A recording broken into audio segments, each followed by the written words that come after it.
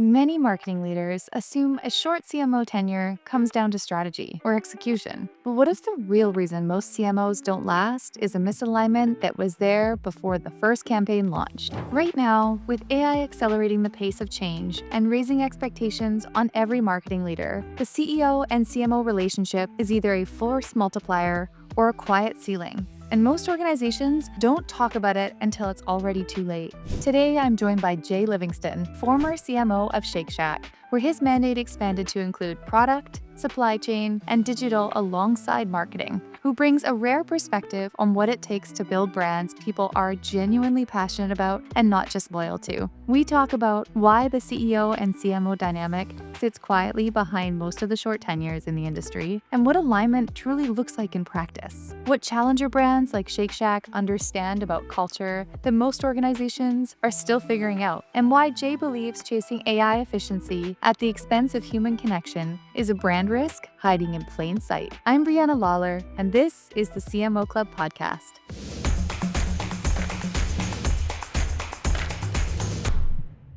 Jay, I'd love to hear a little bit about sort of your history, what you're doing now, also kind of what you're looking forward to in the next little bit. Give us a snapshot in time. Yeah, for sure. So I spent 20 years at Bank of America. I started in a rotational program there called the MAPS program, Management Associate Program. And really during that time, I got a lot of experience in technology and finance, but I realized my biggest focus and interest and passion was marketing and strategy, and also product development to some degree. Nice. So spent 20 years there, and then I left and took 2 years off. Taking that time off, I regard as like top 5 best decisions I've ever made in my life. And I took the opportunity sort of mid-career to explore some other things I was interested in. I executive produced a few films. I got involved politically and helped start an organization called the Centrist Project. It's now called Unite America. I did some angel investing for the first time. And really got close to a lot of growth companies around New York City and found that really interesting. So when I went back to work and ended up becoming the first CMO at BarkBox at the time, that was like a great way to both spend that time, but also travel and like spend time with family, and I was really invigorated to go back at it. So I did that, and then I was there for about 1.5 years, and then got recruited over to Shake Shack, where I eventually overseed all product, supply chain, digital, and marketing. And so you were effectively their CMO? Yeah, so I was CMO there for last 6.5 years until last April. So fast forward, I was like, man, this is another opportunity. I really felt like every 10 years or so, if you have the luxury to do it, and I know it's a luxury, to take a little bit of time off again. And I wanted to spend some time with family and travel. And I have been advising on some businesses and taking investments that I thought were particularly interesting. For instance, the creator economy has become such a huge part of how marketers are thinking about allocating dollars. So I invested in a business called Agentio, that I'm also an advisor for. And part of it is I just want to learn more about that space, right? Because when I go back in, we know so many dollars are going there. They're creating a platform for brands to basically efficiently invest in creators at scale. And right now that's really difficult to do. Things like that just keep me like sort of in the mix of these young, talented founders and these growth companies that are doing things kind of on the cutting edge while also, being exposed to a lot of big company things. What I'm hearing is that you're really like leading with your values in a lot of what you're doing with your time, where you're putting your energy, where you're spending your expertise at work. Definitely. How has that served you in your career?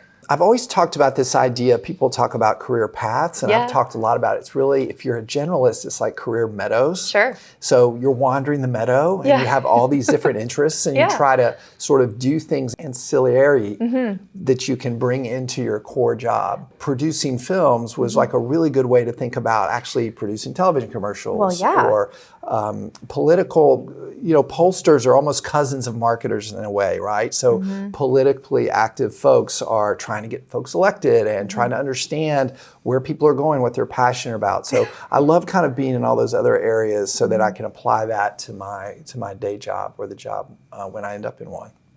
There's a lot of parallels there. Marketing and strategy touches so many components of a business. It's impossible to ignore marketing.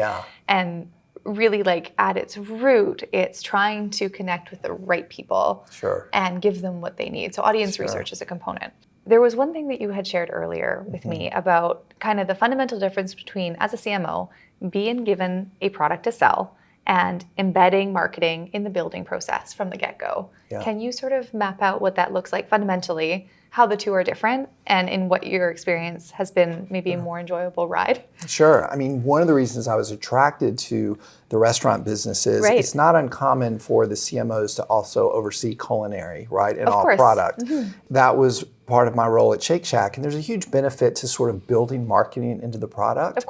From the very beginning. And now I've got some product management background from my time at Bank of America, so you need to be able to sort of understand that. But what I often see in a lot of companies is the marketers are handed a product and they say, go sell it. And then when it doesn't go well, they say, hey, why don't you sell that product better, right? And the marketers are saying, well, why didn't you build me a better product that actually, understood what our customers really needed? So I'm a big advocate, if possible, of bringing those organizations together and allowing the marketing team to sort of oversee that development. An example was like at Shake Shack, we had done several hot chicken sandwiches over the years. And so we're trying to how do we invigorate that? Right? Well, when that's under marketing, we say, actually, we could work with Hot Ones as a huge brand out there right now. First We Feast Zones, right?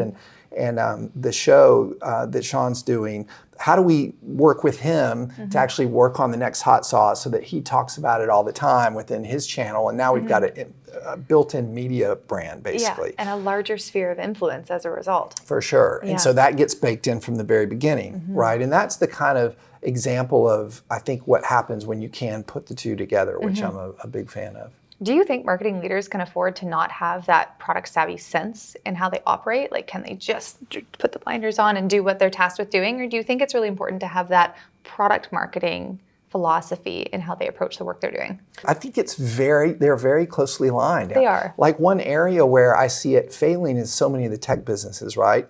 Like let's take the AI world where you've seen basically public opinion go from 80% positive to 20% positive in the last year and a half around AI. Well, all these companies actually have huge advertising budgets. They're doing all sorts of marketing, their comm strategy, but their CEOs, and in many cases their entire company approach, is not very thoughtful from a strategic comm standpoint.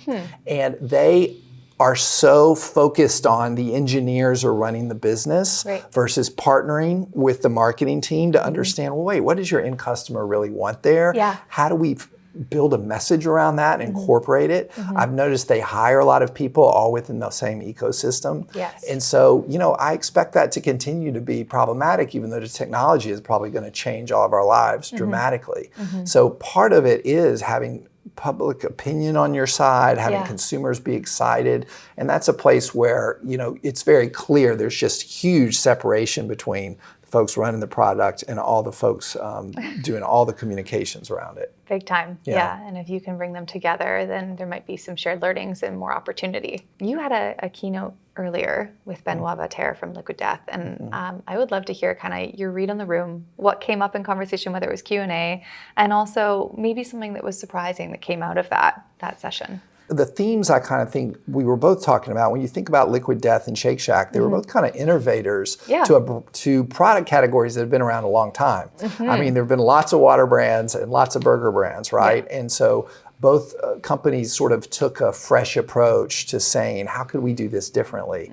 And in Shake Shack's case, it was very much about whoever wrote the rule that a burger just had to be not that great a product in sort of a boring environment or plasticky fast food. I mean, ours was sort of born out of fine dining. Everything was better about the actual product. We were able to build something that people were super passionate about, a fine dining burger in a fast casual environment. And then once you know that's who you are, another theme really felt was being conveyed is being both authentic to who you are, but provocative and being in the fabric of the cultural conversation. So if you're going to be a challenger brand that's trying to break into these categories that are very established, great product helps, but then on top of that, you really have to be provocative in your marketing, in the conversation. You can't just sit back and wait for people to come to you. And so that was a theme that we talked about a lot. There's some parallels here for leaders too. Same sort of thing. Definitely. Like as a leader, you have a personal brand, you're representing an organization, and you are, maybe whether it's your decision or not, embedded in the fabric of culture. Yeah. How would you sort of suggest CMOs and marketing leaders take a strategic position in how they navigate that? I think it even goes back to CMOs and CEOs thinking about the jobs they take, or in CEOs' cases, who they hire. Right. I've joked a lot before that, if you're the CEO, you don't have to really see the world the same way as your CTO. Sure. Or even your CFO, right? Or a bunch of people on the team. But if the CMO, if the head of marketing and the CEO of the company walk through the world and look at everything and say, wow, that's terrible. Another one says, that's fantastic. If you have very different views, it's probably not going to go well. No. So having that fit about, it doesn't mean you don't want a place where you can push back on each other, but you kind of have to have a sense of creatively we appreciate the same things. Yes. Like we think the same, we find beauty in the same things, and we find interest in the same things. And so that's a relationship that I think often gets overlooked. Yes, completely. People just hire a CMO, or the CMO goes work for a job where they just need the growth, or they need to redo the brand or the marketing, but they don't really take the time to say, well, what are the sensibilities here, and are they complementary? Totally, yeah. That's often the case where someone is hired because of something they've been able to prove previously. Sure. But the CMO arguably is tasked with executing the vision that the CEO holds. Yeah. And then ideally you get buy-in from the entire company, and then it trickles down to your customers and everyone else who touches it. But you make a really good point that if the CEO and the CMO don't necessarily align, that's probably going to be quite a challenge. Yeah. Yeah. It's going to be a big challenge. I see it go wrong. I think the famously short CMO tenures, there is often a connection there. Do you think? Yeah. Do you think that's what plays into it? Because historically, CMO tenure is around 3 years. Right. And maybe there's probably a multitude of reasons behind that. They have to demonstrate ROI. They maybe are dealing with, condensed budgets. Marketing can take time to prove. Yeah. AI is probably slashing a lot of those budgets. And so it's a tricky place to be in. Yeah. On top of it, you have to communicate in a language that your board understands. Definitely. Leadership, there's buy-in. There's just so much pressure that CMOs are under. For sure. And now there's the pressure to add hardcore growth generally to brand experience. Right. And in my mind, that's what the CMO job is. But the growth has become a very quantitative. Performance marketing is a whole world unto itself. And a lot of the sort of older school CMOs just didn't have that in their remit. That wasn't an option for them. So the skill set has gotten more and more broad over the last few years. And now add AI to that. So you got to be tech savvy in that way. It doesn't mean you have to be technical, but you got to bring AI into your organization now. Whereas most marketers weren't thinking about how to bring technology in 10 years ago, 15 years ago. You weren't tasked with that the same way you are now. That's right. And on top of it, you still have to do your day job and deliver quickly. Yeah, for sure. Yeah. I know AI has been like a huge focal point right now. It's almost like it's unignorable. But if you have any sort of sage advice in your experience, what you're hearing, what you're noticing, how people can adopt it, test it out, like what sort of approach would you recommend they take, especially in a leadership position where you do have internal and external pressure to deliver, to prove ROI, to try these things out? Yeah. I mean, I view the marketer's job is to go where the eyeballs are. And so, for instance, one of the reasons I mentioned the creator economy earlier is like 53% of young people's attention, which used to be heavily focused on television, reading books, et cetera, has gone to influencers and creators, right? So as a marketer, you've got to understand, okay, if that much attention has moved there, how do I get in front of it? I really view, radio was going to kill newspapers. Television was going to kill radio. Like the internet was going to kill television, right? And now we're in the thing where AI is going to kill everything. Well, the reality is yes and no. In the meantime, there's still going to be a lot of TV bought. There's going to be a lot of radio bought. There are also going to be a lot of podcasts and and influencers bought. And we've got to explore all that while now looking at how do we dip our toe in all the ways that AI is going to change where those eyeballs go. I do think it's a balance, and we're all trying to predict, and nobody really knows yet where that's going to go. So I can't add a lot to that conversation. I'm skeptical of people, frankly, that are fully predicting, like, hey, I purport to know where that's going to go. What I want to do is take the efficiencies that we know now, Yes. maybe be leading edge, not bleeding edge. Take the efficiencies that we know now we can get in our organization, wherever that may be, but then also be a little careful about over-investing in something that's not fully mature yet. Yeah, no, I think that's a really sage place to be, because it is, some of it's guesswork and you can have all of the data and everything in place, but if you don't know where you want to get to from an outcome standpoint, take AI out of it, you're just going to add more layers and complicate a situation that doesn't have to be complicated. 1000%. It's a tricky spot when the FOMO is kind of leading the conversation. Like, oh, my rival is doing this, so I don't want to not use it. Well, it's like, but do you need to use it for this instance? Like, it shouldn't be a blanketed approach. It should be fairly bespoke. Completely agree. And you also want to balance with more and more people want experiences, right? There's a reason the experience economy is also popping. AI can do so many things and replace so many things. What it can't replace is a lot of that human connection and human experiences. It can make them better or more interesting. But I think that as you both want to shift money to AI over time, you also want to shift some money the other direction to having on the ground, like regional marketing, activation marketing.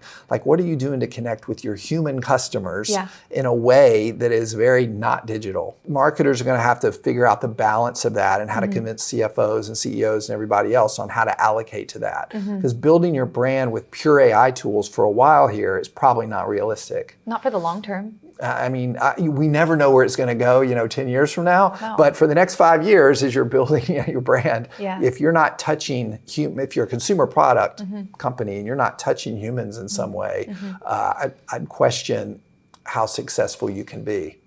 No, you make a really good point. And I was speaking with Priya yesterday, and her whole philosophy is connection and community at the root of the work that she's doing as CMO for Iterable. And I think that's a really sound place to be, because she's not positioning herself as the be-all, end-all. She doesn't know everything. But she's constantly reflecting on what the community is saying and themes that come up and what people are asking for.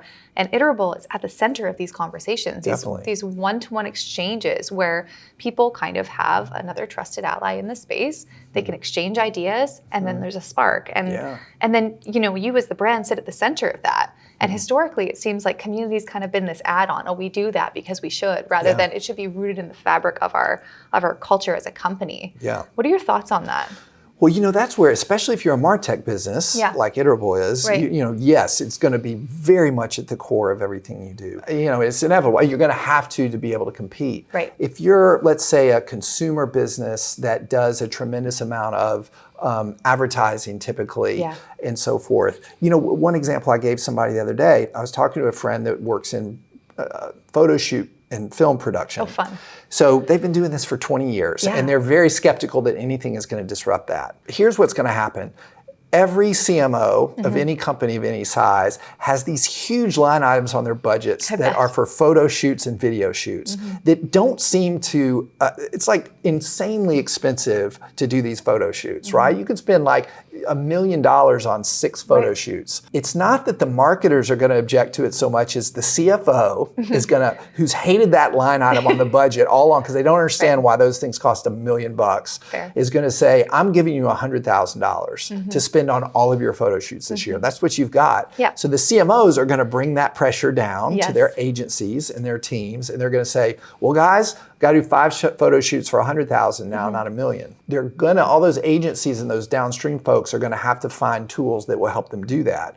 Well, when you think about a photo shoot that typically had a director, a producer, all the talent, a location scout, craft services, right? All these things, that's going away soon. Now that's a prediction I'll make, but if you're a CMO or if you work in that space, that is a killer to hear. And it's brutal and it's going to cause all sorts of disruption. Because it's a visibility play. That's right. Right? That's why they have such massive line items, because then if you are everywhere, people think that they should know about you and they want to buy in because, we look to our peers for a bit of guidance. So the tech's not quite there yet, but it's coming and it's going to automate more and more of those processes. So that's a place where as a CMO, you have to be looking at and thinking about. And if you work at an agency or anyone that does production, they're already thinking about that and trying to adjust their businesses around it. It's kind of fascinating. Like there's so much talk about it, but then what is outside of, that should be front of mind for you, but maybe isn't right this second. And it's interesting because CMOs do have a lot on their shoulders.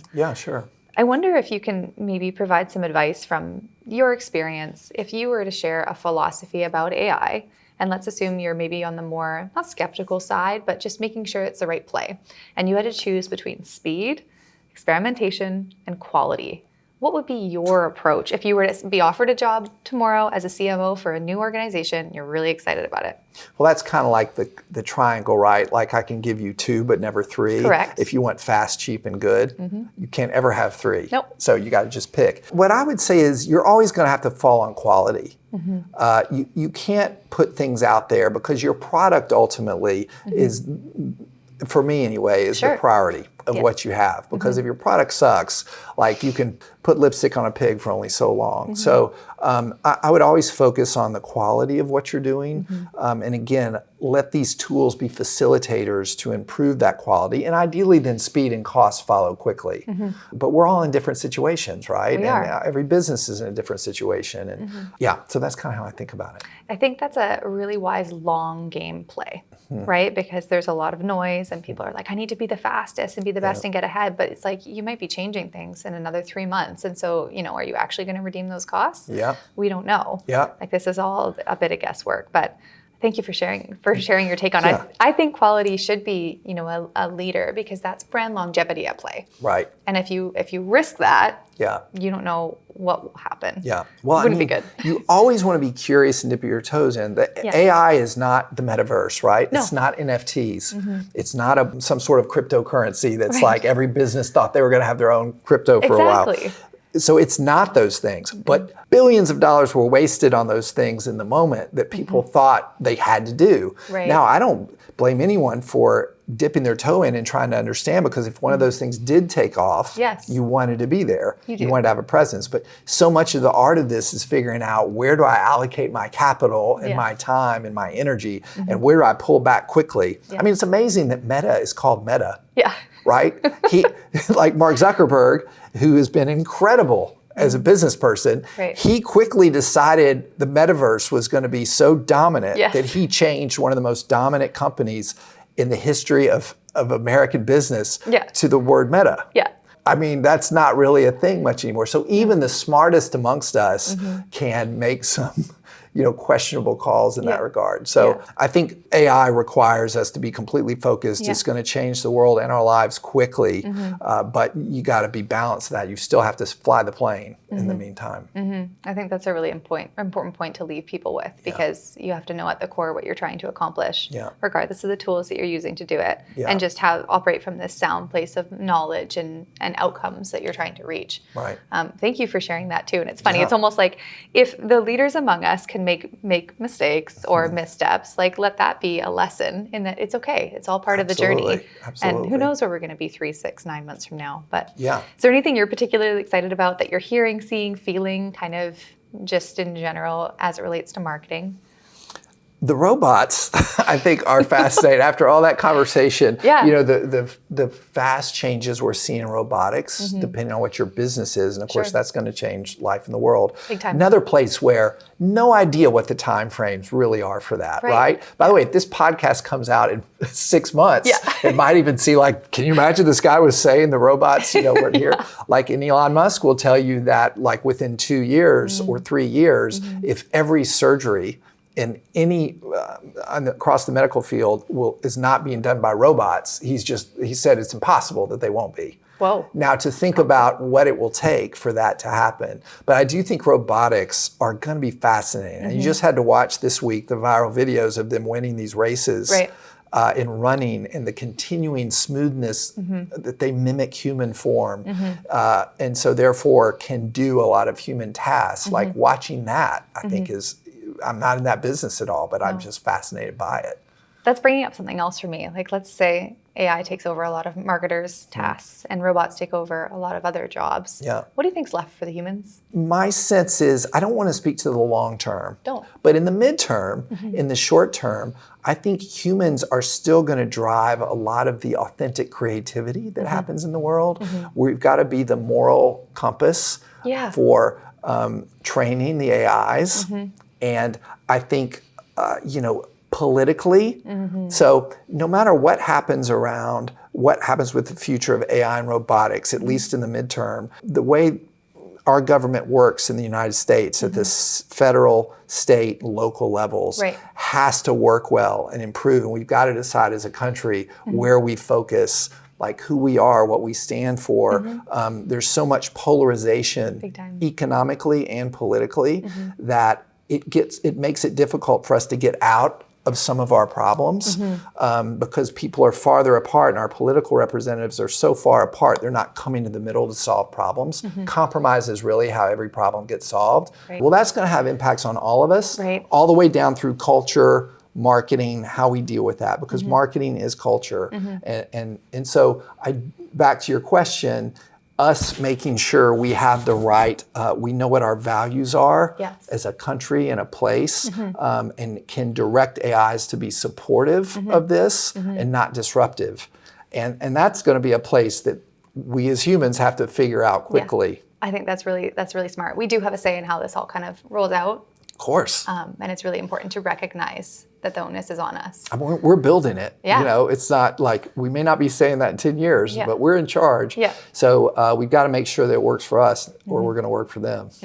The time is now. Yeah. Jay, this has been awesome. You've covered a lot of ground here. Thank you. Politics to AI to robots. You know what, though? It's great, and it's really refreshing to hear your take on things, too. And I think, when you shared how you took a career break, that perspective is everything, right? Because if you're too in it, you got the blinders on, you're not seeing the other components of how your company, yourself, you operate and integrate with the world around you. And you need that perspective. You need the freshness and the reminders to keep striving and moving forward. Well, maybe we can do another podcast sometime on sabbaticals. I would love to. People ask me all the time, how do you do it? What here's what I'm fearful of, et cetera. And a lot of thoughts. There's so much there. I would love that. Right on. Thank you so much for the time. This has been awesome. Of course.